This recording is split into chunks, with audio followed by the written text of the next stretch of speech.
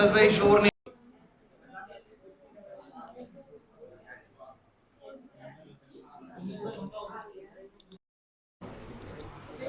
Hello hello, एक बार ये देख रहे हो नितिन, ये फोकस बिगड़ा ना हो उसका।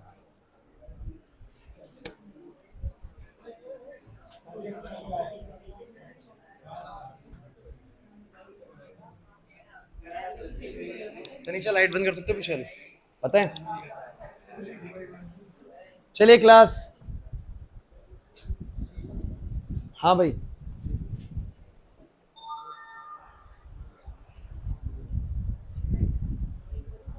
गर्ल्स छुट्टी पे क्यों है भाई इतनी, ऐसा मुझे लग रहा है।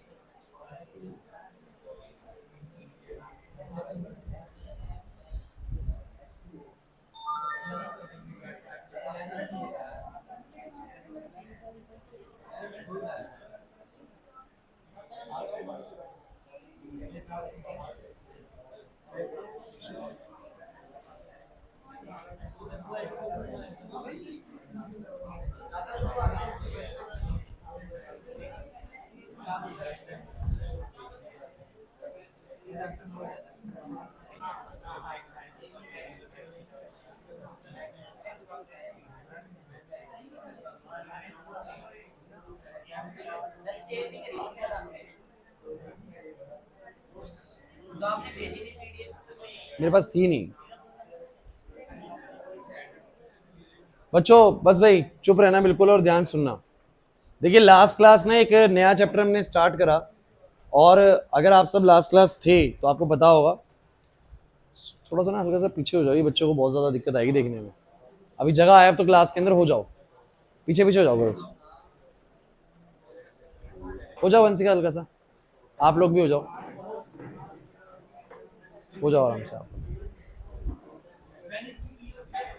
सो गाइज, हमने एक बड़ी इंपॉर्टेंट चीज समझी कि चैप्टर जो हमने स्टार्ट करा उसका नाम है मूविंग चार्जेस एंड मैग्नेटिज्म, क्योंकि हम लिंक कर रहे हैं दो चीजों को कि जब चार्ज मूव करता है सो मैग्नेटिज्म उसके ऊपर कैसे बिहेव करती है। लखन आते ही शुरू हो गया। मैंने बड़ी एक सिंपल सी चीज बोली थी आप लोगों को कि इस एक्सपेरिमेंट में, और ने जब एक एक्सपेरिमेंट करा तो उनको ये पता लगा कि एक मूविंग चार्ज जब किसी करंट कैरिंग कंडक्टर के पास से गया तो वो डिफ्लेक्ट कर गया। वो क्या कर गया बोलो? डिफ्लेक्ट, मतलब किसी डायरेक्शन में उसके ऊपर एक टर्निंग फोर्स लगा। अब उनको लगा कि टर्निंग फोर्स लग रहा है तो डेफिनेटली किसी फील्ड्स के कारण लग रहा होगा, क्योंकि ये नॉन कॉन्टेक्चुअल फोर्स है, कॉन्टेक्ट तो है नहीं। सो उन्होंने फील्ड्स को जब पता लगाया तो कुछ एविडेंसेस के थ्रू, कंपास के रिफ्लेक्शन के थ्रू पता लगा कि ये तो मैग्नेटिक फील्ड है। कौन सी फील्ड है बोलो? तो कुल मिला के मैंने आप लोगों को एक बात बोली थी, मैंने ये बोला था अगर आप लोगों को 203 बातें पता हैं तो हम अपनी आज की क्लास शुरू करते हैं। पहली चीज ये, when a moving charge enters into a magnetic field it experience a turning force. जब भी कोई एक मूविंग चार्ज किसी मैग्नेटिक फील्ड में दाखिल होगा उसके ऊपर क्या लगेगा? एक टर्निंग फोर्स लगेगा। सभी थे लास्ट क्लास में इस बात को लेके। सो आपने पाया कि क्यू चार्ज v वेलोसिटी से बी मैग्नेटिक फील्ड के अंदर दाखिल हुआ तो उसके ऊपर एक फोर्स लगा, उसने इसको मोड़ दिया। फोर्स कितना लगा वो याद करो सब बच्चे। फोर्स का फॉर्मूला बोलो QVB। अगर कोई नहीं भी आया तो बस सुन लीजिए जो बातें बोल रहा हूं। पहली चीज ये कि जब भी एक चार्ज पार्टिकल कुछ v वेलोसिटी से किसी मैग्नेटिक फील्ड में दाखिल होता है तो उसके ऊपर कुछ फोर्स लगता है, उसको घुमाने के लिए एक फोर्स लगता है, टर्निंग फोर्स। ये फोर्स कितना लगता है? फॉर्मूला है QVB sin theta. QVB sin theta का मतलब यह है कि जितना चार्ज है, जितनी वेलोसिटी है और जिस मैग्नेटिक फील्ड में एंटर हो B, तो QVB की वैल्यू डाली और sin थीटा होता है, थीटा होता है angle between the velocity and the magnetic field. जैसे इस केस में कितना है बताओ जरा? वेलोसिटी ऐसे है और मैग्नेटिक फील्ड अंदर की तरफ, क्रॉस का मतलब होता है अंदर की तरफ है, तो 90 डिग्री एंगल है। कितना बोलो? 90। थीटा होता है angle between the velocity and the magnetic field. Is this fine? So मेरा कहने का मतलब क्या है, दोबारा सुनिए कि when a charge particle enter into a magnetic field it will experience a turning force. How much turning force? QVB sin theta. And in which direction it is acting? It is given by Fleming's left hand rule. ऊपर की तरफ क्यों लगा? Rule है Fleming's left hand rule, जिसमें ये magnetic field होता है। इन तीनों में जो बीच में है, दैट इज मिडल में है, जो है इन तीनों के मिडल में जो है, M से बोल सकते हैं बेसिकली मैग्नेटिक फील्ड, है ना। सो ये होती है वेलोसिटी और ये क्या होता है बोलो? फोर्स। तो मुझे बताओ मैग्नेटिक फील्ड कहां की तरफ है कार्तिक? मैग्नेटिक फील्ड है अंदर की तरफ, तो ये वाली चीज मैग्नेटिक फील्ड अंदर की तरफ, वेलोसिटी ऐसे, फोर्स ऊपर की तरफ, सिंपल। अगर यही पार्टिकल ऐसे दाखिल होता ना, ऐसे दाखिल होता, ऊपर की तरफ जाता, तो बोलता मैग्नेटिक फील्ड अंदर, वेलोसिटी ऊपर, फोर्स ऐसे लगता। तो फोर्स किस डायरेक्शन में लगेगा, it is calculated by the Fleming's left hand rule, and कितना लगेगा, it is given by the QVB sine theta. ये मैंने सिखाया था कि सिखाया था, मैं बोल रहा था बार बार, तीन बातें याद करो। पहली चीज, when a charged particle enter in a magnetic field, it will experience a turning force, पहली चीज। how much turning force, QVB sin theta, in which direction this turning force is acting, it is given by the Fleming's left hand rule। क्या मैं मान के चलूँ, बात समझ में आ गई आप लोगों को, पक्की बात है। चलिए उसके बाद क्या कहानी है, उसके बाद बहुत सारे क्वेश्चंस बनाए कि बताओ ऐसे पार्टिकल दाखिल हुआ इस मैग्नेटिक फील्ड में, किस तरफ मुड़ेगा, बताओ जरा। अगर ऐसे मैग्नेटिक फील्ड है, ऐसे दाखिल हो रहा, करके देख लो एक बार, फिर से ट्राई हो जाएगा। सो मैग्नेटिक फील्ड इस तरफ को है, तो मैंने बोला मैग्नेटिक फील्ड उस तरफ को, देखो ये मैंने मैग्नेटिक फील्ड कर दी उस तरफ को, वेलोसिटी कर दी ऊपर की तरफ को, बाहर की तरफ आएगा, तो ये चार्ज पार्टिकल बाहर की तरफ आउटवर्ड आएगा। नहीं आया समझ में? सो ये क्वेश्चंस मैंने आप लोगों को करवाए थे। और उसके बाद एक लास्ट बात पे मैं आपको लेके गया था कि बच्चों, जब ये चार्ज पार्टिकल मैग्नेटिक फील्ड में दाखिल होता है, इतना तो पता लग गया इसके ऊपर टर्निंग फोर्स लगेगा, लेकिन वो टर्निंग फोर्स लगने के बाद होता क्या है, तो एक्चुअल बात पता लगी, ये तो टर्न एक बार नहीं करता है, तो बार बार क्या करता है, वो टर्न करता है और एक सर्कुलर पाथ में ट्रैप हो जाता है, सर्कुलर पाथ में ट्रैप हो जाता है। उसका कारण क्या है, इसका कारण बड़ा सिंपल सा है कि जब ये सीधा ऐसे दाखिल हुआ, तो ये थी मैग्नेटिक फील्ड, ये थी वेलोसिटी, देखो ये थी मैग्नेटिक फील्ड, ये थी मैग्नेटिक फील्ड, ये थी वेलोसिटी, फोर्स लगा ऊपर की तरफ, जब फोर्स लगा ऊपर की तरफ और ये फ्लो कर रहा था ऐसे, तो वो ऐसे मुड़ गया। अरे कोई चीज ऐसे आ रही थी और उसके ऊपर फोर्स लग गया ऐसे, तो वो ऐसे मुड़ जाएगा। जब वो ऐसे मुड़ा, जब वो इस तरीके से मुड़ा, तो उसका वेलोसिटी बाद में चेंज हो गया, अब वेलोसिटी इस डायरेक्शन में है, और जब वेलोसिटी अब इस डायरेक्शन में है, तो बोलूंगा मैग्नेटिक फील्ड अंदर, वेलोसिटी ऐसे, तो फोर्स अब ऐसे लगेगा, तो फोर्स जब ऐसे लगेगा फिर मुड़ जाएगा ये, बोलो होगा कि नहीं होगा? नहीं आ रही बात समझ में? फिर जब मुड़ जाएगा तो फिर वेलोसिटी अब इस डायरेक्शन में एक्ट करेगी, और मैग्नेटिक फील्ड तो अंदर ही है, तो मैग्नेटिक फील्ड अंदर, वेलोसिटी ऐसे, फोर्स ऐसे लग जाएगा, तो फिर ये मुड़ जाएगा। अरे नहीं आ रहा समझ में? सो हो क्या रहा है कि पहले वेलोसिटी ऐसी थी, फोर्स ऐसे लगा, फिर वेलोसिटी ऐसे होगी, फोर्स ऐसे लग गया, फिर वेलोसिटी ऐसे होगी, क्योंकि भैया बार बार फोर्स जब अंदर लग रहा है उसको मोड़ दे रहा है। अब वेलोसिटी ऐसे होगी, देखो ये मैग्नेटिक फील्ड, वेलोसिटी ऐसे, फोर्स अंदर, फिर वेलोसिटी उधर होगी भाई, उधर होते के साथ ही बोलो क्या हो गया, मैग्नेटिक फील्ड, वेलोसिटी, फोर्स नीचे की तरफ लगने लग गया, ऐसे करके लगने लग गया। तो बार बार वेलोसिटी का डायरेक्शन बोलो क्या हो रहा है, चेंज, जिसकी वजह से फोर्स का डायरेक्शन भी क्या हो रहा है, चेंज, और हमें पता लग रहा है जिससे पार्टिकल इसमें बोलो क्या हो गया, ट्रैप हो गया। तो टर्निंग फोर्स सिर्फ एक बार नहीं लगता, इसको बार बार टर्न करती है हमारी मैग्नेटिक फील्ड। क्लियर हुआ या नहीं हुआ?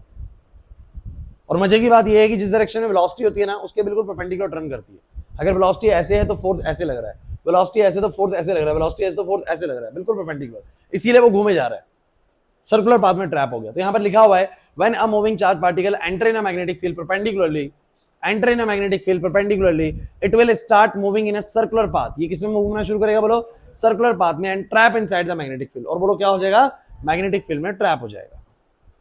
कुछ नहीं आया समझ में? श्योर? फिर आपसे पूछा गया define one Tesla magnetic field, ये तो मैंने आपको बताया था वन टेस्ला कितना होता है, कि बी का वैल्यू 1 होना चाहिए। So F is equal to Q B sine theta में से मैंने बोला था बी आ जाएगा एफ अपॉन में क्यू बी साइन थीटा। तो बी 1 कब होगा, सोचो बी 1 कब होगा, सोचो जब चार्ज 1 कूलम का हो, वेलोसिटी 1 की हो, और एंटर कर रहा हो साइन 90 मतलब 90 डिग्री से एंगल कर रहा हो, मतलब परपेंडिकुलर एंटर कर रहा हो, कैसे बोलो? तो जब एक कूलम का चार्ज 1 मीटर पर सेकंड से परपेंडिकुलरली एंटर करे और उसके ऊपर फोर्स लग जाए 1 न्यूटन का, कितने का लग जाए बोलो? तो बी का वैल्यू 1 टेस्ला आ जाएगा। लेकिन सोचो कि 1 कूलम का चार्ज 1 मीटर पर सेकंड से परपेंडिकुलरली एंटर करके 2 न्यूटन का फोर्स लग जाए, कितने न्यूटन का बोलो? 2 का लग जाए, तो मैग्नेटिक फील्ड कितनी होगी, 2 टेस्ला। याद ही नहीं आ रहा, कुछ ऐसा करा था। फुल एंड फाइनल करूं उसको, आगे बढ़ूं? अब आए आज के टॉपिक पे।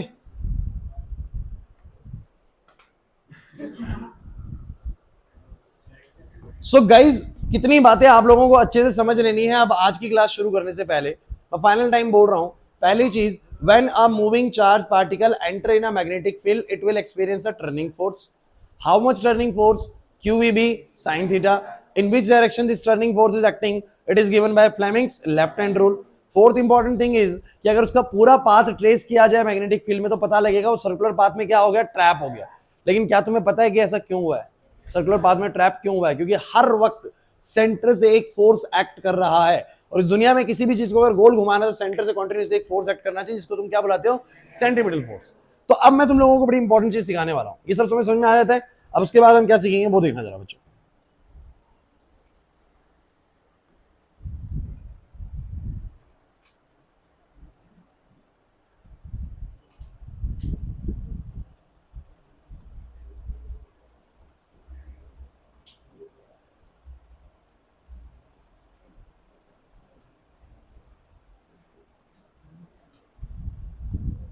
बच्चों बहुत जरूरी चीज करा रहा हूं, इसलिए बिल्कुल ध्यान से सुनना, बहुत सारे क्वेश्चंस आते हैं इससे। क्या हुआ? रेडियस ऑफ सर्कुलर पाथ, अभी सर्कुलर पाथ का रेडियस कितना होगा?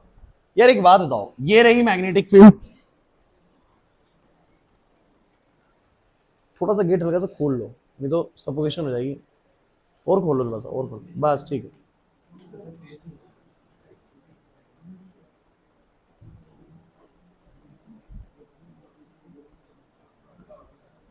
बच्चों अब बताओ, अगर एक क्यू पार्टिकल v वेलोसिटी से इसमें दाखिल हुआ और b मैग्नेटिक फील्ड है, तो you know that it will move like this, and if it will move like this, so definitely it has some radius. इसका बोलो क्या होगा?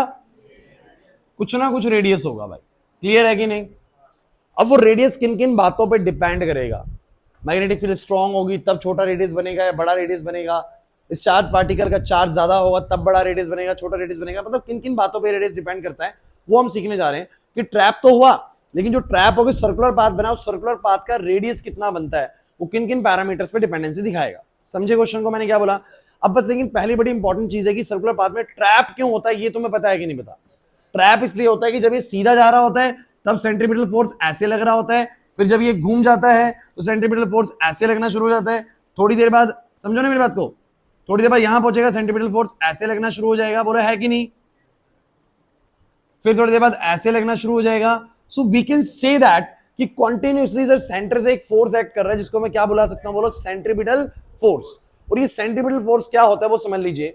इस दुनिया में अगर कोई भी चीज अगर गोल घूम रही है, इस दुनिया में अगर कोई भी चीज गोल घूम रही है, चाहे वो हमारे प्लैनेट्स हो सन के चारों तरफ घूम रहे हैं, चाहे वो एक पत्थर है जो मैंने रस्सी से बांध रखा और मैं उसको सर के ऊपर घुमाया जा रहा हूं बेसिकली, चाहे वो इलेक्ट्रॉन है जो न्यूक्लियस के चारों तरफ घूम रहे हैं, they all revolving in a circular path due to some attraction from the centre. किसी ना किसी तरफ से सेंटर से बोलो क्या लग रहा है, एक फोर्स लग रहा है जो उसको बार बार गोल घुमाया जा रहा है। सन और अर्थ के केस में, प्लैनेट्स के केस में ग्रेविटेशनल फोर्स है, जिसमें पत्थर में सर के ऊपर घुमा रहा हूं, मैं फोर्स लगा रहा हूं बेसिकली, समझ में आ रहा है? और कौन सा केस था, बोलो इलेक्ट्रॉन और न्यूक्लियस के, इलेक्ट्रॉन न्यूक्लियस के साथ घूम रहा है, इलेक्ट्रोस्टैटिक फोर्स है। बस मेरा ये कहने का मतलब क्या है वो समझिएगा जरा बच्चों।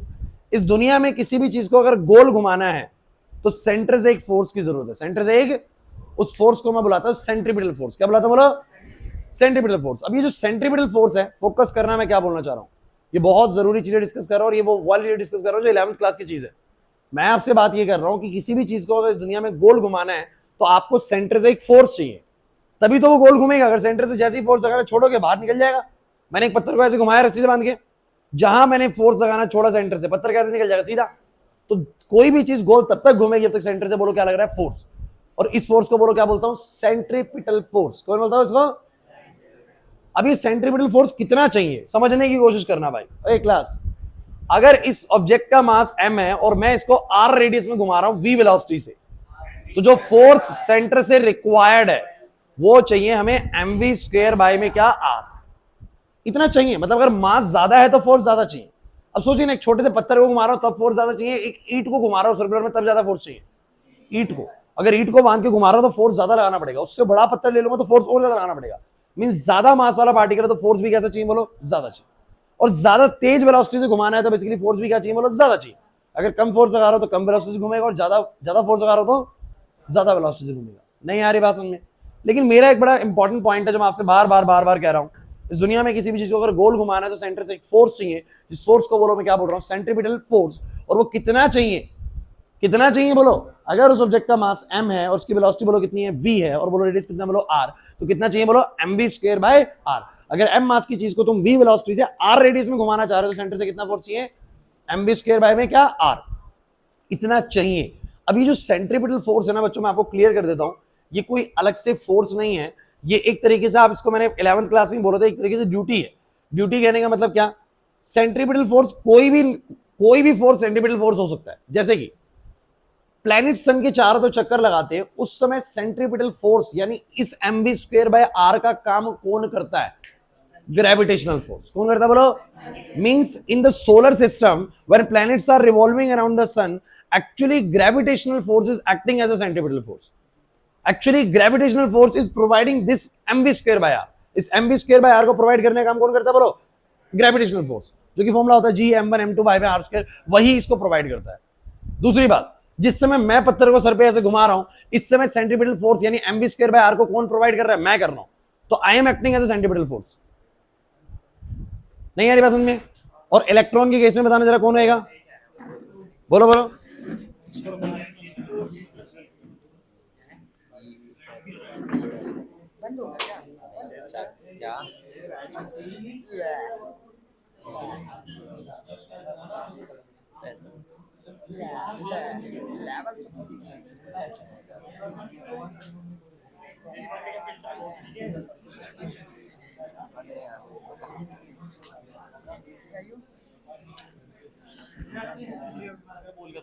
क्या बोल दिया? नहीं बहुत हंसा लिया, अब चुप रहे।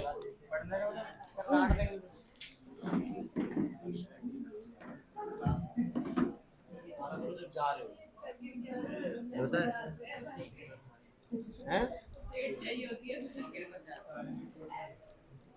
कुछ नहीं। Class class please.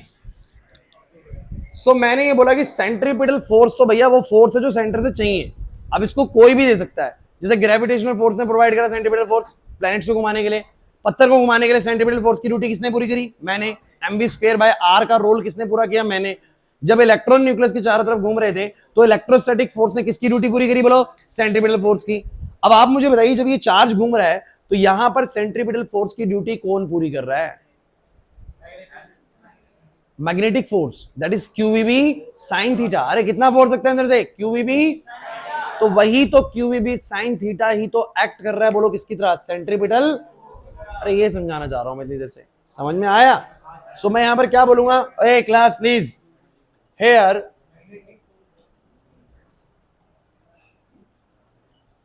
Magnetic force is acting as a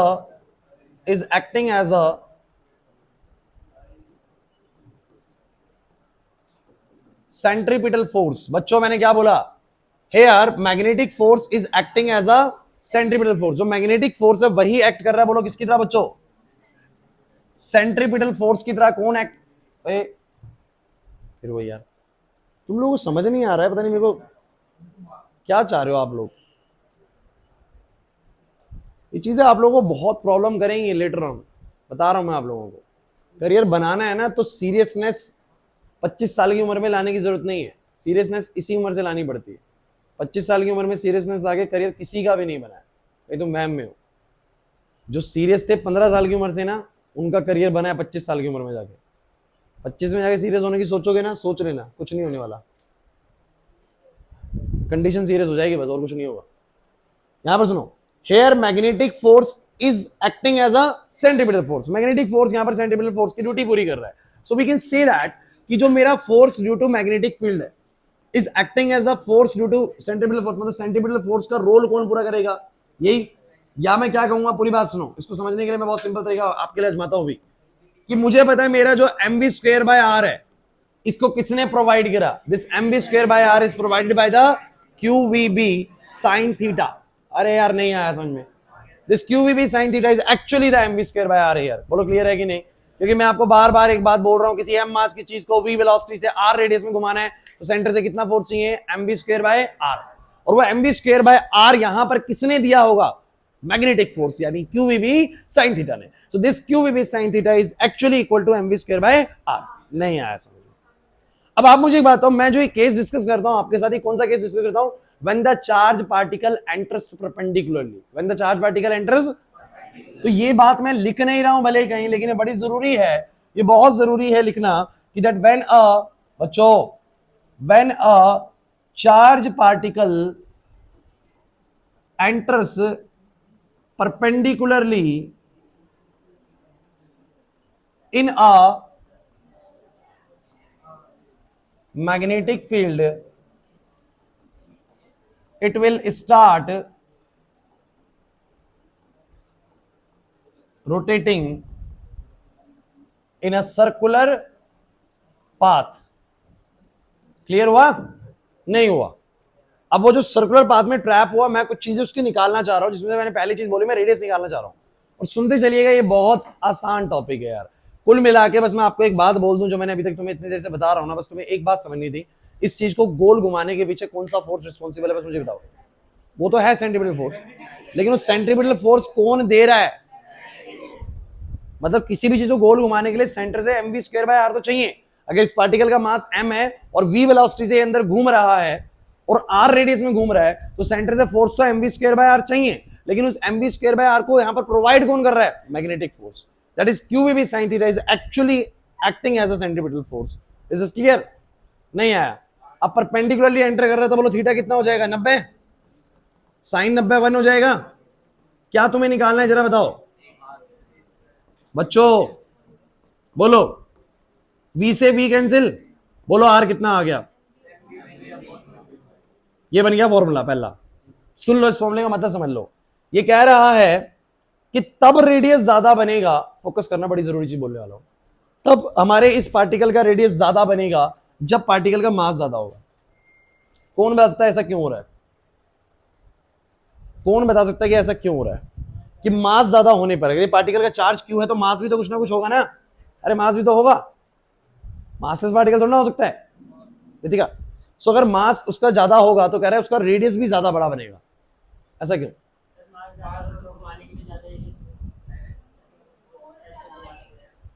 हाँ, लेकिन फोर्स तो एक्चुअली में क्यू भी साइन थीटा है। देखिए आपको एक बात पता है कि मास, क्या बोला रितिका ने? कुछ सही बोला है, इनवर्सली। मैं कुछ और सुनाई दिया मेरे को, कुछ और होता है मास से, कुछ और होता है मास से। हाँ, इनर्शिया। एक्चुअली जिन बॉडी का मास ज्यादा होता है उनका इनर्शिया, मतलब उनके पास इनएबिलिटी थोड़ी सी, बोलो क्या होती है? किसको मोड़ना ज्यादा आसान है, बाइक को या कार को? बाइक को। कार को या ट्रक को? कार को। ट्रक बेसिकली उतनी तेज स्पीड में मुड़ नहीं सकता क्योंकि उसका इनर्शिया बोलो क्या होता है? ज्यादा। उसकी इनएबिलिटी बोलो क्या होती है? ज्यादा होती है। तो आप समझने की कोशिश करना, एक बाहरी पार्टिकल जब इसमें दाखिल होगा ना तो उसको उतना आसान नहीं होगा एकदम से टर्न करना। तो उसको टर्न करने के लिए थोड़ा सा, फिर इधर कार्तिक है, ठीक है, आप लोग बीच में बातें मत कर, रिदम बहुत टूटता है उसमें। आपका ही नुकसान है, मेरा कुछ नहीं जा रहा, आपका ही नुकसान है। मैं तो वही क्लास में बोलता रहूंगा, चीजें बताता रहूंगा, लेकिन एक चीज एक बारी में खत्म हो जाएगी, एक चीज 5 बार बोलने में खत्म होगी। सो एक चीज भारी अगर है ना बच्चों तो वो उतनी जल्दी नहीं मुड़ेगी, है ना। भारी चीज को मुड़ने में क्या लगेगा? समय। मैं अगर बोलूं कि प्रोटॉन होता है एक होता है अल्फा पार्टिकल। अल्फा पार्टिकल थोड़ा भारी होता है प्रोटॉन के मुकाबले। तो प्रोटॉन जब दाखिल हुआ तो ऐसे मुड़ गया और अल्फा पार्टिकल थोड़ा सा लंबे उसमें मुड़ा। जो ऐसे मुड़ गया वो छोटा ट्रैप बनाएगा और जो ऐसे मुड़ गया वो बड़ा ट्रैप बनाएगा। अल्फा पार्टिकल इतनी जल्दी इसलिए टर्न नहीं कर पाएगा क्योंकि उसका मास ज्यादा है, और मास ज्यादा है तो उसको मोड़ना भी उतना आसान, तो वो उतनी जल्दी मुड़ेगा नहीं, तो लंबा ट्रैप करके मुड़ेगा। लंबा मुड़ेगा तो उसका रेडियस भी कैसा बनेगा? बोलो बड़ा बनेगा। अरे नहीं है ऐसा। दूसरी चीज, अगर वो ज्यादा वेलोसिटी से दाखिल हो रहा है, ज्यादा वेलोसिटी से दाखिल हो रहा है, तो ऑब्वियस सी बात है अगर बहुत तेजी से घुसा है यहां पर, बहुत तेजी से, तो लेट मुड़ पाएगा, और लेट मुड़ेगा तो बेसिकली जो सर्कल होगा बड़ा बनेगा, रेडियस भी कैसा बनेगा? बोलो बड़ा बनेगा। तो बात सही है, मास ज्यादा हुआ और तेज दाखिल हुआ तो बड़े रेडियस में ट्रैप होगा। बोलो क्लियर है कि नहीं? और हल्का मास हुआ, कम वेलोसिटी हुई, जल्दी से मोड़ देगी मैग्नेटिक फोर्स उसको और घुमा देगी छोटे से सर्कल के अंदर, रेडियस छोटा होगा। नहीं आया समझ? चलिए एक और बात समझते हैं। ऋषभ नहीं आया बात समझ में? मैंने बोला चार्ज अगर ज्यादा होगा, अगर चार्ज ज्यादा होगा और मैग्नेटिक फील्ड ज्यादा होगी तो रेडियस कम होगा। क्यों? लॉजिक बताओगे? बहुत अच्छे। किसी ने बोला फोर्स ज्यादा होगा, क्योंकि अगर चार्ज ज्यादा होगा और मैग्नेटिक फील्ड ज्यादा होगा तो आपको पता है F = 2 में होता है QVB। तो अगर चार्ज और मैग्नेटिक फील्ड ज्यादा हो गई तो बोलो फोर्स ज्यादा होगा, और फोर्स ज्यादा होगा तो जल्दी मोड़ देगा, जल्दी मोड़ देगा तो रेडियस छोटा बनेगा। रेडियस, तो अगर ये ज्यादा हो जाएगा तो रेडियस छोटा बनेगा, क्योंकि ये ज्यादा होने पे फोर्स ज्यादा हो जाएगा और फोर्स ज्यादा होने पे रेडियस छोटा बनेगा। सो क्या तुम लोगों को सारी बात समझ में आ गई? कि अगर पहली बात देखो, आप क्लिक करने लगो दिमाग के अंदर चीजें। सबसे पहले शुरुआत इस चैप्टर की यहां से करी थी कि जब एक चार्ज पार्टिकल दाखिल होगा तो टर्निंग फोर्स लगेगा। फिर पढ़ा कि टर्निंग फोर्स कितना लगेगा? QVB sin थीटा लगेगा। फिर पढ़ा किस डायरेक्शन में लगेगा? फ्लेमिंग सेपरेट रूल से सीख लिया। फिर चौथी बात ये सीखी कि सर अगर वो परपेंडिकुलरली दाखिल हो रहा है ना तो वो टर्निंग फोर्स तो लगा, लेकिन वो सिर्फ एक बार नहीं बार बार टर्न करता है, इसलिए आगे जाके पता लगा वो ट्रैप हो जाता है। क्या होता है बोलो? ये चौथी बात थी। अब ट्रैप होने के बाद वो कितने रेडियस में ट्रैप होगा, कितने सर्कल वाले, कितने रेडियस वाले सर्कल में ट्रैप होगा, रेडियस निकलेगा किस फॉर्मूले से? बोलो mv/qb से। मुश्किल लग रहा है ये? होना ही नहीं चाहिए मुश्किल है। क्लियर हुआ कि नहीं हुआ? नहीं आया समझ? पक्का? आगे बढ़ो इसमें। अब रेडियस तो बन गया mv/qb। अगर कोई मुझे ये बोले क्लास, अगर कोई मुझे ये बोले कि बताओ कितनी वेलोसिटी से दाखिल हो, वेलोसिटी कितनी होगी? सो v का फॉर्मूला यहां से बोलो क्या निकलेगा? QB r में क्या बोलो? m। मैं v को ऐसे लिख सकता हूं। अच्छा एक बात बताओ, काइनेटिक एनर्जी कितनी होगी? बोलो काइनेटिक एनर्जी ऑफ पार्टिकल तो काइनेटिक एनर्जी का फॉर्मूला होता है हाफ, तो मैं क्या बोल सकता हूं बच्चों, सो काइनेटिक एनर्जी का फॉर्मूला बन जाएगा हाफ एम वी का स्क्वायर, यानी बोलो कितना, क्यू बी आर, बोलो कितना आएगा, कुछ समझ में नहीं आ रहा ना, एम से एम कट गया,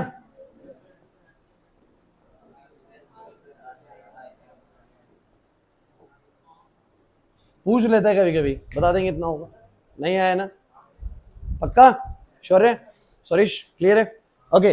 नेक्स्ट एक और चीज समझो इसी के अंदर, बहुत सारी चीजें अब समझो, काइनेटिक एनर्जी समझ में आया, रेडियस, जिसको रेडियस आ गया उसको वेलोसिटी आ गया, जिसको वेलोसिटी आ गया हाफ एम वी स्क्वायर से काइनेटिक एनर्जी भी आ गया, ये तो कोई दिक्कत ही नहीं है। अब एक बहुत जरूरी चीज है जो मैं अब आपसे डिस्कस करने वाला हूं, that is what we call time period. जब कोई एक चीज गोल घूम रही है तो पक्का उसका एक टाइम पीरियड होगा। क्या होता है टाइम पीरियड, कौन बताएगा क्लास में, टाइम पीरियड क्या होता है, नहीं बच्चों टाइम पीरियड पूछ रहा हूं, the time taken during one revolution, that is time period. Earth का टाइम पीरियड कितना है, आप ये तो पूछिए कि सर एक्सिस पे पूछ रहे हो अपने या सन के चारों तरफ पूछ रहे हो, सन अर्थ का अगर टाइम पीरियड पूछेंगे तो आप बोलेंगे सर अपने एक्सिस पे 24 घंटे हैं, 24 घंटे में एक चक्कर लगाती है, और अगर सन के चारों तरफ पूछोगे 365 दिन 6 घंटे है बेसिकली, कुछ ऐसे तो होता है कि नहीं होता। तो बेसिकली टाइम पीरियड का मतलब होता है the time taken during one revolution, the time taken during, तो it is the uh time taken during one revolution. बच्चों बच्चों बड़ी इंपॉर्टेंट चीज है, अब टाइम पीरियड कितना लगेगा वो कैसे निकालो, बताओ एक रिवोल्यूशन में कितना समय लगा वो कैसे निकालेंगे, किसी भी चीज के अंदर कितना समय लग रहा है उसको निकालने का तरीका है उसने कितनी दूरी तय करी और कितनी वेलोसिटी से करी। अरे जैसे कि मान लो दूरी है 100 मीटर, मैं बोल रहा हूं 20 मीटर पर सेकंड की स्पीड है, बताओ कितनी देर में तय हो जाएगी, 5। अरे 100 मीटर की दूरी 20 मीटर पर सेकंड से कितनी देर में तय हो जाएगी, 5। 10 मीटर पर सेकंड से 10 सेकंड में, 5 मीटर पर सेकंड से 20 सेकंड में, मतलब ऐसे की सिंपल सी बात, दूरी डिवाइड बाय वेलोसिटी, अरे टाइम इज इक्वल्स टू में डिस्टेंस अपॉन में स्पीड ना यार। सो कितना टाइम पीरियड लगेगा एक रिवोल्यूशन में, तो एक रिवोल्यूशन में कोई चीज कितना घूमती है, एक रिवोल्यूशन में कोई चीज कितना घूमती है, अरे 2 पाई आर यार, पाई आर कहां से, 2 पाई आर, एक रिवोल्यूशन में कितना घूमती है 2 पाई आर, डिस्टेंस तो इतना। अच्छा उसकी वेलोसिटी कितनी है, v वेलोसिटी, कितनी वेलोसिटी बोलो, v वेलोसिटी, तो v वेलोसिटी से घूमती है, फोकस करना भाई। अब बताओ कितना फॉर्मूला बन गया, 2 पाई r बोलो कितना है, बोलो mv बाय डिवाइड बाय में v, बोलो टाइम पीरियड कितना आएगा, 2 पाई m बाय में qb, क्योंकि v से v कट जाएगा, v से v। बड़ी जरूरी क्वेश्चन पूछूंगा यहां से मैं आप लोगों से, सीबीएसई फंसाती है बच्चों को इस क्वेश्चन के ऊपर, और जो ध्यान दे लेता है वो बच जाता है, जो नहीं देता भैया फंस जाता है एग्जाम के अंदर। तो मैंने तुम लोगों से एक बात बोली कि किसी भी एक पार्टिकल को पूरा एक टाइम पीरियड कितना लगेगा, मतलब पूरा एक चक्कर लगाने में कितना समय लगेगा, तो वो समय कैसे निकलेगा, एक चक्कर लगाने में दूरी कितनी तय करनी है 2 पाई आर, और कितनी वेलोसिटी से तय करनी है, बोलो v से, क्योंकि v वेलोसिटी से दाखिल हुआ है, सो 2 पाई आर बाय में v, सो 2 पाई r की वैल्यू mv बाय qb है, v से v कट जाएगा, so this is 2 pi m by में क्या qb। अब मेरा आप लोगों से एक बड़ा ही अच्छा सवाल है, देखते हैं कितने बच्चे इस बात का एग्जैक्ट जवाब दे पाएंगे, ठीक है, समझे। मान लेते हैं मेरे पास एक मैग्नेटिक फील्ड है, सोच समझ के बताना,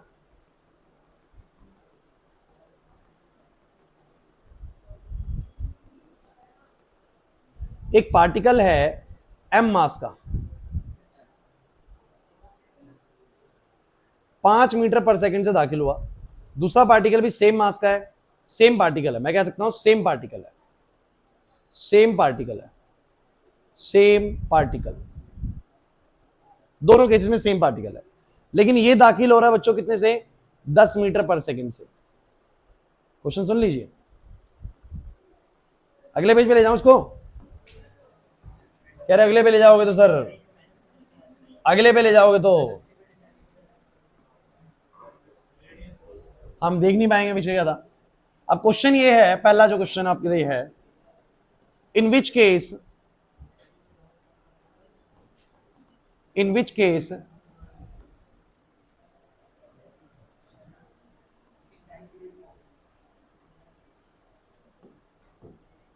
और ठीक कर लेते हैं बच्चों ये,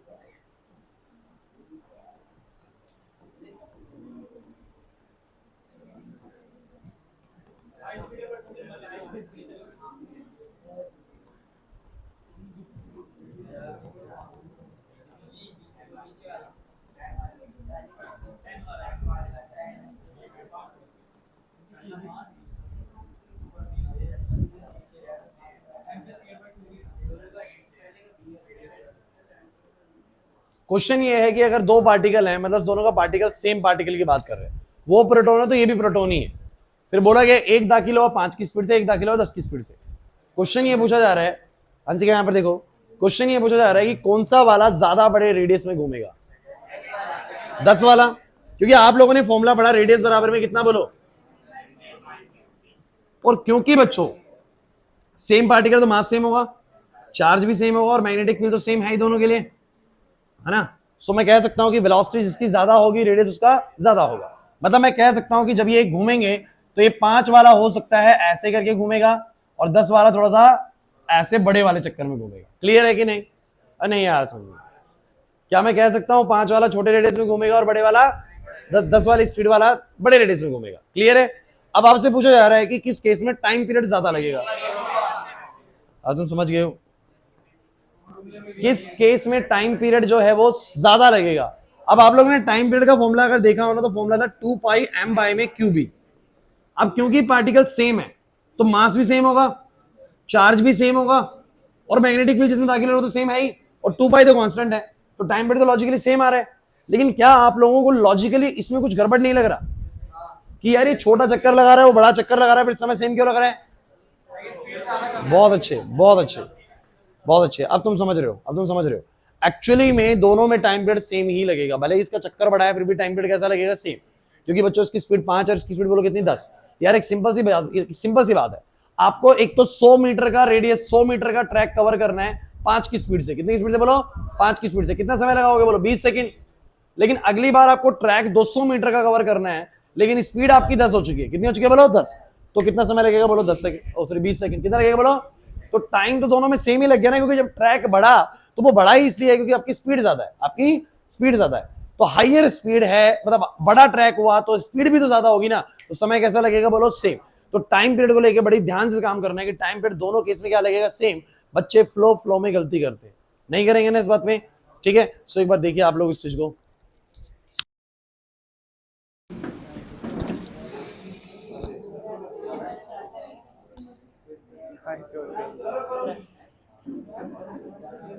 क्या करेगा भाई इसका?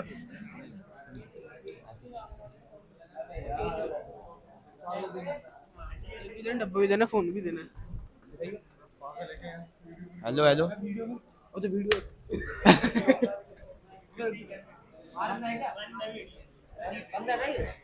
बंद तो है।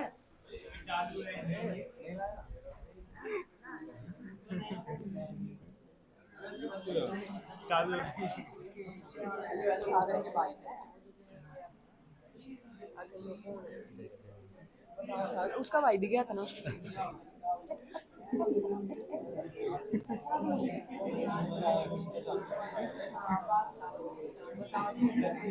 भाई वैसे ही आवाज आ रही थी,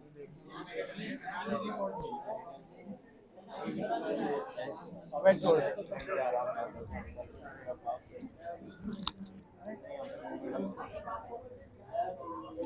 अभी हाथ से चीज ज्यादा मेरी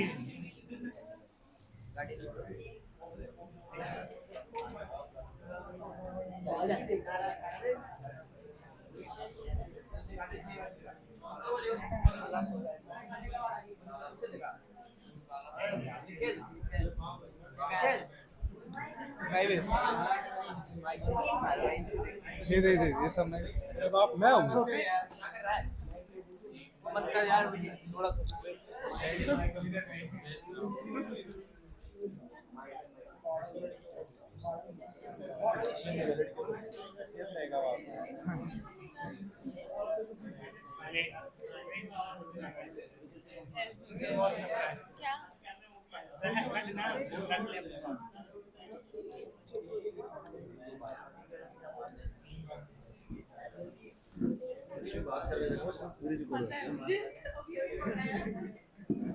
जो भी बात करते हो सब जाती है।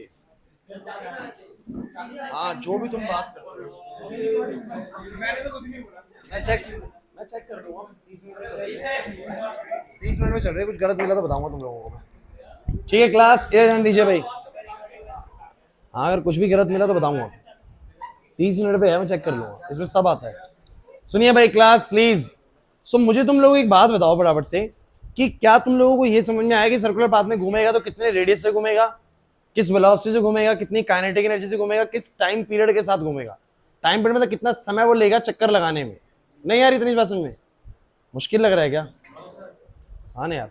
अच्छा एक बात बताओ, फ्रीक्वेंसी कितनी होगी, कौन बताएगा? फ्रीक्वेंसी ऑफ रिवोल्यूशन,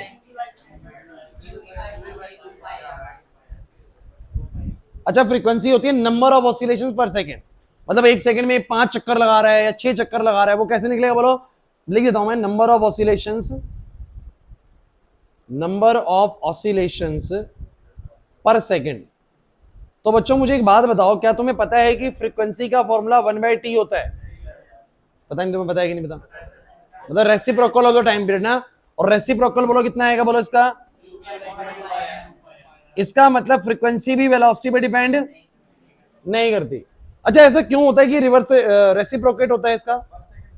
क्योंकि आप लोग समझिए, फ्रीक्वेंसी का मतलब है कितने ऑसिलेशंस एक सेकंड मिलेगा, कितने ऑसिलेशंस, और वो कह रहा है वो बराबर होगा 1 बाय टाइम पीरियड के। अच्छा टाइम पीरियड क्या होता है? कितना समय ले रहे हैं एक चक्कर लगाने में। सपोज करो किसी चीज का टाइम पीरियड ना 0.2 सेकंड है, समझने की कोशिश करना, 0.2 सेकंड है। इसका मतलब बताओगे क्या है कि वो एक चक्कर कितनी देर में ले रहा है? 0.2 सेकंड में। 0.2 सेकंड में एक चक्कर ले रहा है, तो उसका फ्रीक्वेंसी, फ्रीक्वेंसी क्या होता है? कितने ऑसिलेशन वो एक सेकंड मिलेगा। तो मुझे तो कितने ऑसिलेशन एक सेकंड मिलेगा? अगर 0.2 सेकंड में एक चक्कर ले रहा है, 0.2 सेकंड में वो एक चक्कर ले रहा है, तो एक सेकंड में कितने चक्कर ले जाएगा? 5 चक्कर। तो उसका फ्रीक्वेंसी कितना आना चाहिए? 5। सोचो ना कैसे आएगा, ऐसे तो आएगा 1/t करके, 1 में 0.2 करके, फिर पॉइंट हटेगा, 10 में 2, आंसर 5 आ जाएगा। जब टाइम पीरियड उसका 0.1 होगा, कितना होगा बोलो? एक चक्कर 0.1 में, तो एक सेकंड में कितने चक्कर? 10। फ्रीक्वेंसी आएगी 10 हर्ट्ज। कैसे आएगी? 1 में 0.1, 10 आ जाएगा। समझ नहीं आया? सो सिंपल सा टेक्निक है यार, कुछ भी नहीं है। मैं बस आप लोगों से एक बात इसमें इंपॉर्टेंट जो चाहता हूं वो ये है कि लास्ट क्लास तक बस इतना सीखा था कि when a particle enters in a magnetic field it will experience a turning force. How much turning force? q v sin theta। In which direction this turning force is acting? It is given by the Fleming left hand rule. When we move forward, हमने जब turning force को और आगे जाके देखा तो पता लगा कि सिर्फ ये एक बार टर्न नहीं करता, ये बार बार टर्न करता है, और बार बार जब ये टर्न करता है तो एक सर्कुलर पाथ ट्रैप कर रहे थे। चौथी बात है, पहली बात थोड़ी सी इनकम्प्लीट है, बस टर्न करता है ये बोला, बाद में बताया कि टर्न करता है और बार बार टर्न करता है, और बार बार टर्न करने की वजह से कैसे घूमता है बोलो? सर्कुलर पाथ में ट्रैप हो जाता है। नहीं आया समझ? और इस सर्कुलर पाथ का रेडियस कितना होगा, इसमें घूमने वाले पार्टिकल की काइनेटिक एनर्जी कितनी होगी, उसका टाइम पीरियड कितना होगा, उसका फ्रीक्वेंसी कितना होगा, ये सब मैंने आप लोगों को सिखा दिया है। समझ ही नहीं आ रहा लेकिन?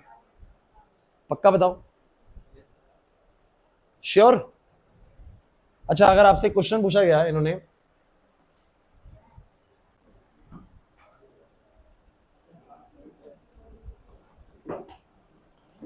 Trace the path of the given particles, path trace करो, पाथ ट्रेस करो, दे रहा हूं।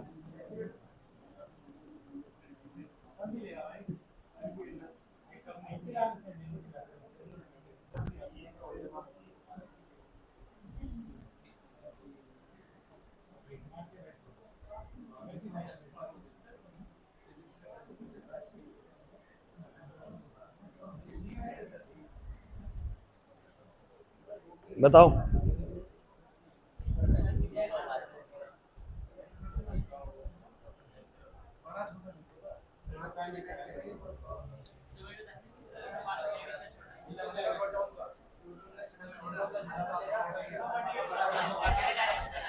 अच्छा तो एक बात बताओ, आप मैग्नेटिक फील्ड अंदर है, वेलोसिटी बोलो किस तरफ है? इस तरफ को है दोनों की, तो फोर्स कहां लगेगा? नीचे। फोर्स कहां लगेगा? लेकिन एक बात क्लियर है भाई, बहुत क्लियर है, वो क्या है कि प्रोटॉन जल्दी मुड़ जाएगा और अल्फा पार्टिकल लेट। अब आपको सर ये कैसी चीज है? तो भैया प्रोटॉन होता है हल्का और अल्फा पार्टिकल क्या होता है? भारी। अब कुछ बच्चे के हमें तो अल्फा पार्टिकल नहीं पता। सो मैं अब आप लोगों को सुन लीजिए, मैंने एक बार बताया भी क्लास में, लेकिन मैं फिर से रिपीट करूंगा, 3 चीजें बताऊंगा, 3 पार्टिकल बताऊंगा, ढंग से सुनना। ये सबसे ज्यादा काम आने वाले पार्टिकल्स है through out the physics. Focus करो रचित। 3 पार्टिकल्स के बारे में बताऊंगा। एक पार्टिकल है बच्चों प्रोटॉन, एक पार्टिकल है बच्चों ड्यूट्रॉन, और एक पार्टिकल है बच्चों अल्फा पार्टिकल। ये 3 पार्टिकल सबसे ज्यादा चर्चा में रहेंगे जब भी आप फिजिक्स के अंदर कुछ ऐसे क्वेश्चंस को डील करेंगे, और ये चैप्टर में नहीं कई चैप्टर में काम आने वाला है। मैं इन तीनों का आपके साथ डिस्कस करूंगा मास, और मैं इन तीनों का आपके साथ डिस्कस करूंगा चार्ज। तो अच्छे से सुन लीजिएगा भाई, प्रोटॉन तो सबको पता है भैया, प्रोटॉन तो भैया न्यूक्लियस के अंदर पाए जाने वाला एक पार्टिकल है। उसके ऊपर चार्ज बोलो कितना है बच्चों, ई है। चार्ज बोलो कितना है, बोलो ई। अरे 1.6 × 10⁻⁻⁹ और मास मान लेता हूं उसका एमपी है। क्या बोलो, एमपी। एमपी मतलब mass of proton, mass of proton. अब बाकी सबके मास में इसी हिसाब से लिखूंगा कि इससे दुगना है या तिगना है या चौगुना है या इतना ही है, जो भी है ना। सो अब पहले समझते हैं ये न्यूट्रॉन क्या होता है। चलो पहले अल्फा पार्टिकल समझते हैं, बिकॉज़ अल्फा पार्टिकल तुमने ज्यादा सुना हुआ है। सो गाइस इसको सब जानते हैं, हीलियम 2 4 को। ये हीलियम 2 4 का मतलब बोलो क्या है कि 2 प्रोटॉन है।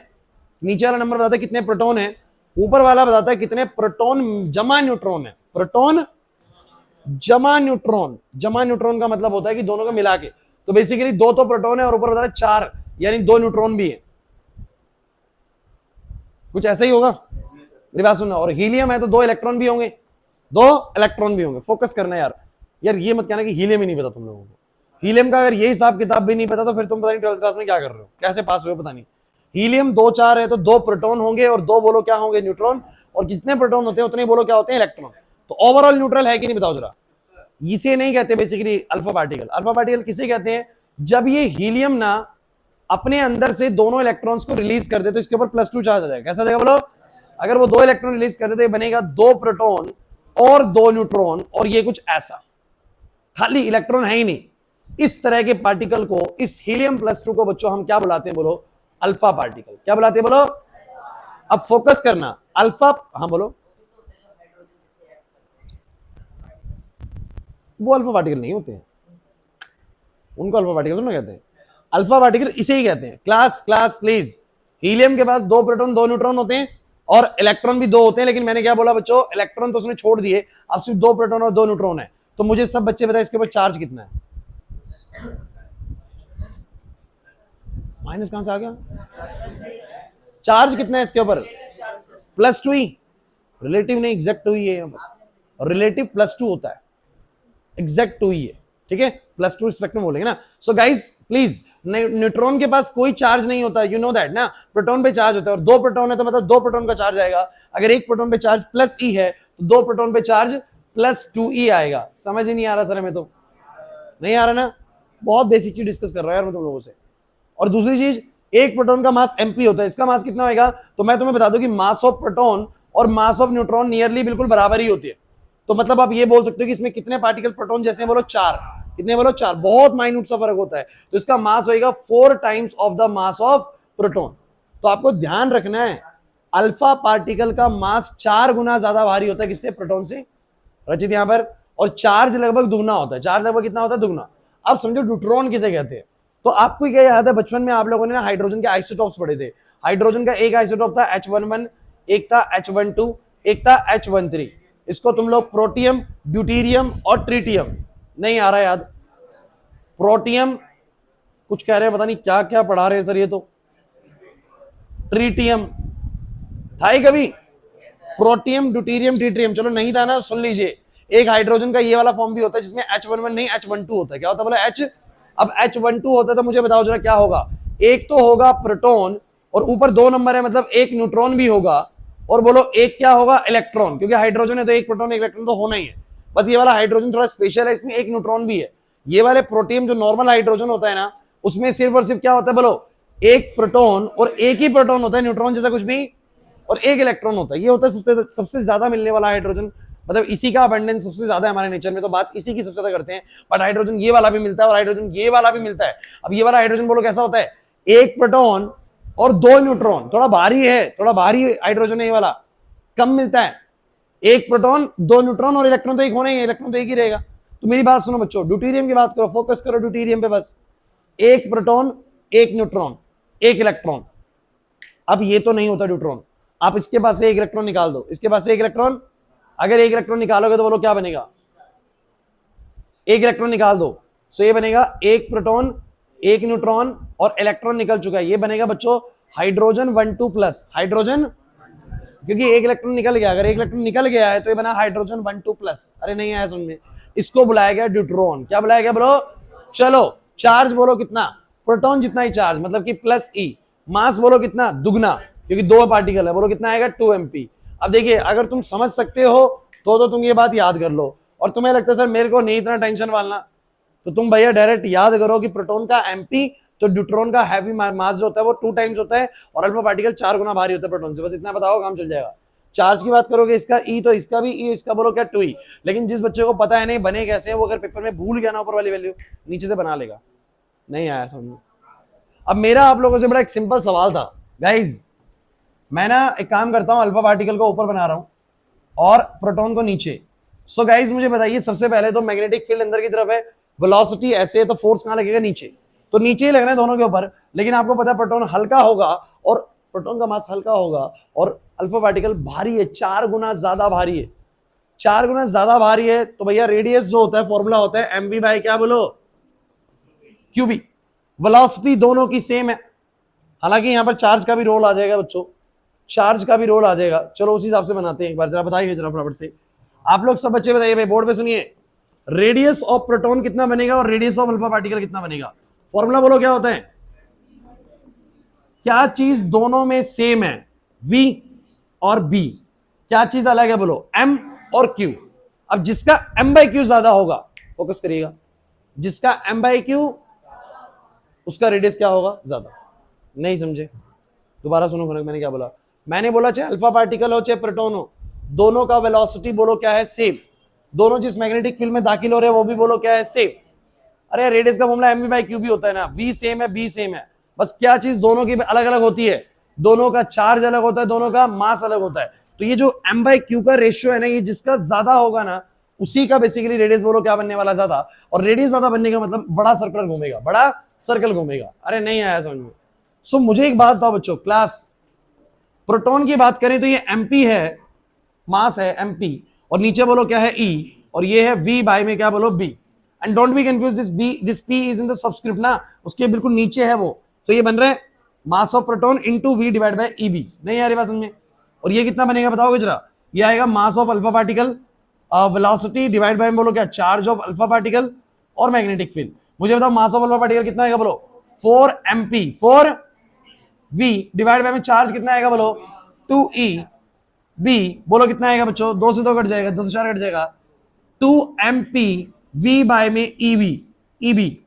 अरे यार बताओ जरा किसका रेडियस बड़ा है, किसका रेडियस बड़ा है, ये है mv बाय ev, ये है 2mv बाय ev। अरे वो तो m तो भैया दोनों का प्रोटॉन का ही मास है ना, तो किसका रेडियस बड़ा है, अल्फा का या इसका, अल्फा का, और दुगना बड़ा है। कितना बड़ा है बोलो, हो सकता है रेशियो पूछ ले कि रेशियो बताओ मुझे अल्फा की और उसकी, कुछ क्लियर नहीं हो रहा किसका। हाँ किसका, ड्यूट्रॉन के केस अलग बना देंगे, अभी पहले इन दोनों की समझो, देखते हैं अभी पहले इसको समझो पहले।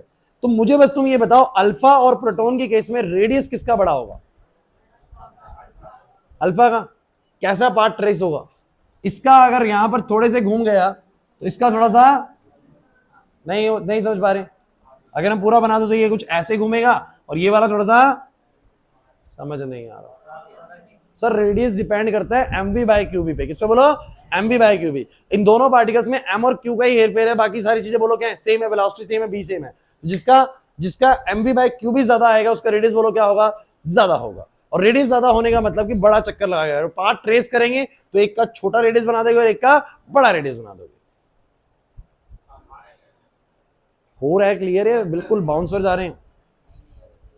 हाँ अब क्वेश्चन एक और सुनिए आप लोग फटाफट से। क्वेश्चन है लिख लो, what will be the ratio of the, what will be the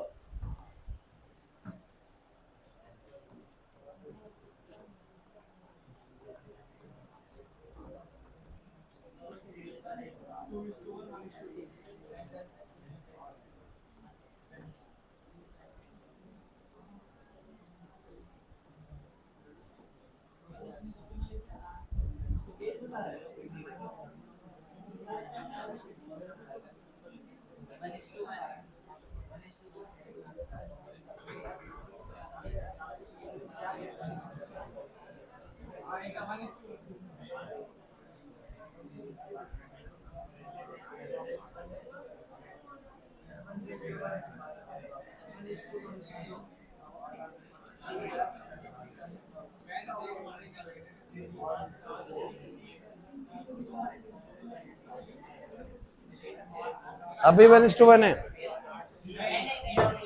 पढ़ो क्वेश्चन करो भाई. What will be the ratio of the circular part traced by the deuteron and the alpha particle when they enters in a magnetic field with velocity v and 2v respectively? 1:2. किसका deuteron to the alpha particle का radius, मतलब किसका दुगना है? सब बच्चे करो.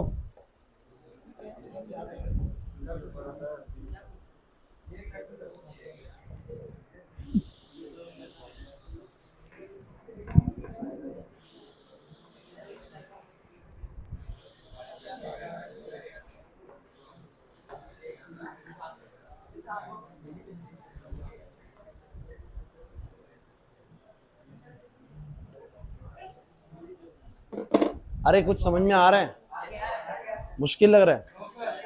मुश्किल तो नहीं है. मुश्किल लग रहा है शिवानी? आसान है ना?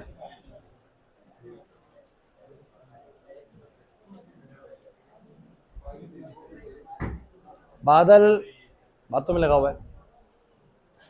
क्वेश्चन हो गया? कनक नहीं हो रहा? आसान है, क्यों नहीं हो रहा क्वेश्चन? अभी ना, वो कैसे बैठ गया है? अबे कैसे, मैं तुम्हें पिटाई कर दूं. कॉपी पेन निकालो. ऐसे बैठ गए हैं जैसे मेरे को देखने आया हूं मैं सही से पढ़ा रहा हूं, नहीं पढ़ा रहा. पीछे सुरेश रचित कर रहे हैं. तनिष नहीं हो रहा? 1:2. मुश्किल तो नहीं लग रहा है? आपको नहीं लग रहा कि मैग्नेटिज्म ज्यादा आसान चैप्टर है जब पिछले कर रहे थे? मैं आपको बता रहा हूं चैप्टर्स इजी होते जाएंगे और इंटरेस्टिंग भी होते जाएंगे आगे जितना बढ़ेंगे. अब ये उनसे ज्यादा इंटरेस्टिंग, उनसे ज्यादा मेमोरेबल लगेगा. आपको लगेगा ये याद हो रहा है साथ के साथ. उन चैप्टर्स के मुकाबले आसान भी लगेगा. बोलूं यार, ये तो पहले किसी बच्चे ने पहली बार पूछा है ऐसा. हमारी मेहनत ना, मैं कम करता चलूंगा, लेकिन हमारी दिसंबर जनवरी फरवरी में फिर फीस बहुत बढ़ जाएगी. उसमें 3-3 घंटे क्लास होगी, फिर डबल फीस करूंगा.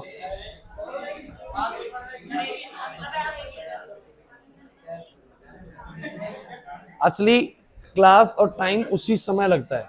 मतलब उन 3 महीनों में हम क्लास 6 महीने जितनी देते हैं. डबल क्लासेस होती हैं. इस समझ नहीं आएगा ना. जिसने उस समय का सबसे बेस्ट उसे ही समझ में आता है जो थ्रू आउट द ईयर यहाँ पढ़ रहा था, क्योंकि वो समझ चुका टॉपिक्स कैसे करें हमने. क्लास ओए ऋषभ, ओए बस ये देख लो. मैंने बोला what will be the ratio of the radius of circular part traced by the neutron and the alpha particle when they enters in a magnetic field with the velocity v and 2v respectively. अब obvious सी बात है class, एक neutron है और एक बोलो कौन है. अब आप एक चीज सोच के बताओ, अगर किसी बच्चे को इस न्यूट्रॉन और अल्फा पार्टिकल का कॉन्फ़िगरेशन ही नहीं पता, उसको पता ही नहीं है कि मास और चार्ज में इनके फर्क क्या होता है, क्या वो इस क्वेश्चन को कर पाएगा? कभी भी नहीं कर पाएगा. और मैं आपको एक बात क्लियर कर देता हूं, क्वेश्चन आता इन 3 पे ही है, प्रोटॉन, न्यूट्रॉन और अल्फा पार्टिकल. ध्यान रखना, इन तीनों का वो जो डाटा मैंने बताया ना बहुत क्रूशियल है, बहुत इंपॉर्टेंट है. तो सब बच्चे मुझे एक बात है, रेडियस का फॉर्मूला सबने क्या पढ़ा है बोलो? mv/qb. और रेडियस ऑफ ड्यूट्रॉन जो होता है वो कितना होता है बताओ जरा? mv में क्या बोलो? qb. जिसमें आप बोलोगे कि जो मास आएगा वो किसका आएगा? ड्यूट्रॉन का. वेलोसिटी किसकी? ड्यूट्रॉन की. चार्ज किसका? ड्यूट्रॉन का. मैग्नेटिक फील्ड ड्यूट्रॉन के अलग से नहीं, सेम मैग्नेटिक फील्ड में दाखिल हो रहे. अरे नहीं आया समझ. फिर वही बात है, रेडियस ऑफ अल्फा पार्टिकल कितना होगा? अर्चित रुक नहीं रहा देख बिल्कुल भी.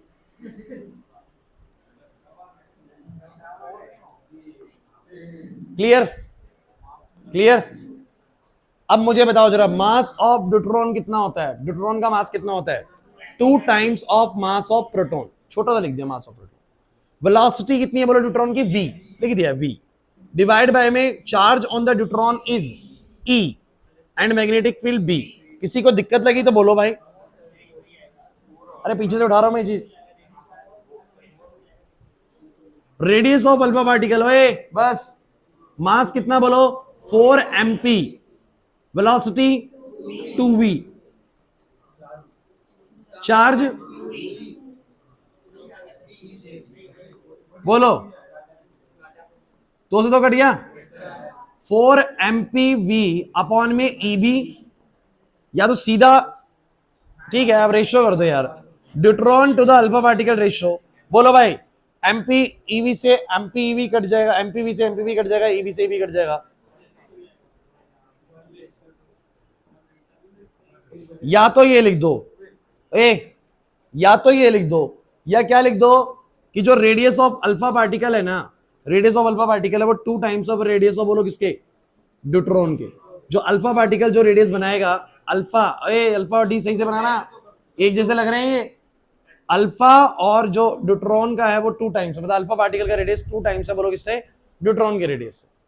अब एक और सवाल है, टाइम पीरियड ज्यादा कौन लेगा?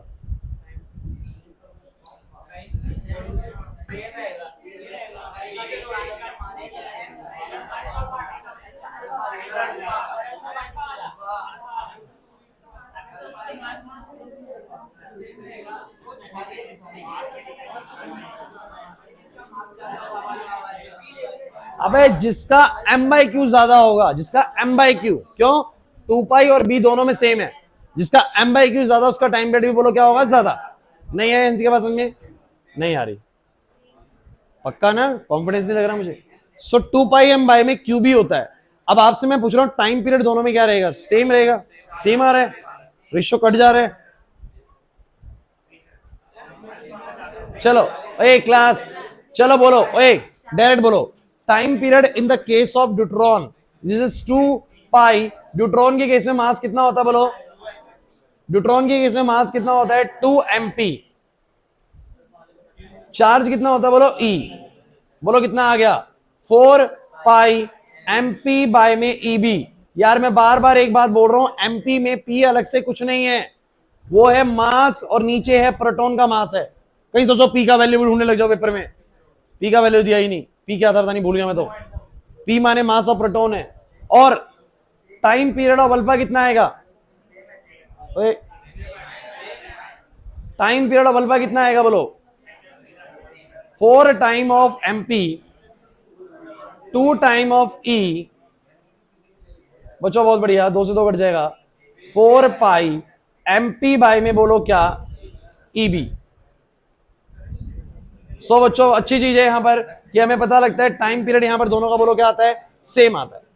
अरे नहीं आया समझ में, लेकिन मैं आपको बार बार एक बात बोल रहा हूं, क्या अगर यही चीज वो प्रोटॉन और न्यूट्रॉन के लिए पूछता तो क्या सेम आती, क्योंकि यहां पर m और q पर डिपेंडेंसी दिखा रहा है। आप पिछला वाला रटा मत करिए कि टाइम पीरियड सेम बोला है सर ने, पेपर में क्वेश्चन में पूछा टाइम पीरियड कितना, ऐसे सर ने बोला था यहां बच के रहना है, इसमें बोलना है सेम, बिना क्वेश्चन पढ़े सेम, क्योंकि सर ने सिखाया था क्लास में। अरे क्वेश्चन पढ़ लेना भाई तरीके से, वो सेम जरूरी नहीं हो सेम, यहां पर क्वेश्चन ध्यान से पढ़े, उसने क्या बोला था आप लोगों को, वेलोसिटी ही अलग नहीं थी, यहां पर बहुत कुछ अलग था, बोलो क्या, मास भी अलग था और पी भी अलग।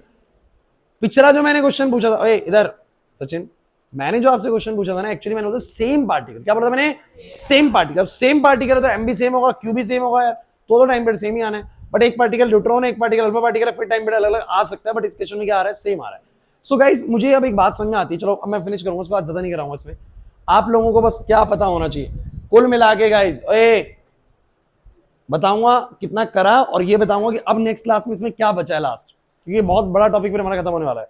सो मैंने आप लोगों को सबसे पहली चीज जो चैप्टर में सिखाई, वन बाय वन आप रिकॉल करना कि क्या तुम्हें आ गई है। पहली चीज, when A charge particle enter into magnetic field it will experience a turning force, बस इतना ही पढ़ा, टर्निंग फोर्स लगेगा, ये नहीं पढ़ा आगे क्या होने वाला है, टर्निंग फोर्स लगेगा, पहली चीज। दूसरी चीज, कितना लगेगा, क्यूवीबी साइन, किस डायरेक्शन में लगेगा, फ्लेमिंग्स लेफ्ट हैंड रूल से निकाल लेंगे सर। चौथी चीज समझी कि सर अगर परपेंडिकुलर एंटर करा, इंपॉर्टेंट चीज बोल रहा हूं, परपेंडिकुलर एंटर करा तो सर्कुलर पाथ में ट्रैप हो जाएगा, वो टर्निंग बार बार लगेगी और सर्कुलर पाथ में क्या हो जाएगा, ट्रैप। वो सर्कुलर पाथ में ट्रैप होगा तो उसका रेडियस कितना होगा, उसकी वेलोसिटी कितनी होगी, उसकी काइनेटिक एनर्जी कितनी होगी, उसका टाइम पीरियड कितना होगा, उसकी वेलोसिटी कितनी होगी, फ्रीक्वेंसी कितनी होगी। मेरे को लगता है वो निकालना बिल्कुल भी मुश्किल काम नहीं था, क्योंकि बहुत बेसिक ड्राइव था, क्योंकि सिर्फ इतनी सी बात जाननी थी कि QB sine theta is actually acting the as the MV square by R, और इसी के जरिए मैंने आर निकाल लिया, एमवी बाय में क्या, क्यूबी, आर के जरिए बोलो क्या आ गया, वी आ गया, वी के जरिए बोलो क्या आ गया, हाफ एमवी स्क्वायर आ गया। टाइम पीरियड भैया कोई भी बच्चा समझ जाएगा, पूरा एक चक्कर कितना, 2 पाई आर का, वेलोसिटी कितनी बोलो वी, 2 पाई आर बाय में वी, मेरे को लगता है यार बिल्कुल आसान है, और फ्रीक्वेंसी 1 बाय में टी।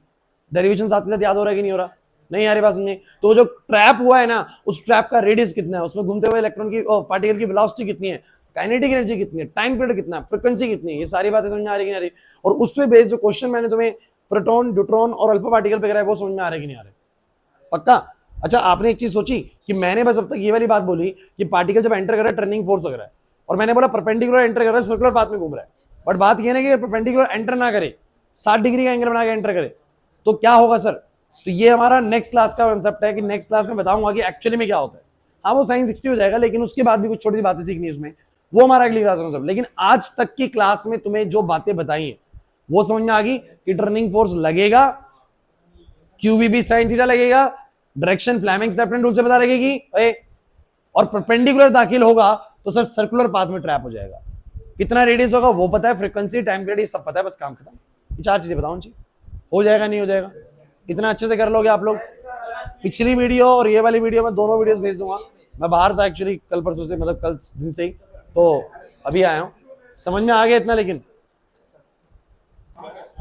और दूसरा, ओए क्लास फीस के लिए आप लोगों का अभी मैं देख नहीं पा रहा हूँ बिल्कुल भी किसकी आई किसकी नहीं आई, लेकिन ड्यू पक्का होगी, ये मुझे पक्का पता है, ये मुझे पक्का पता है। सो जो भी बच्चों की फीस ड्यू है सब क्लियर कराएं भाई, अब नेक्स्ट क्लास से फिर आप लोगों को बोला जाएगा, ध्यान रखना, ठीक है?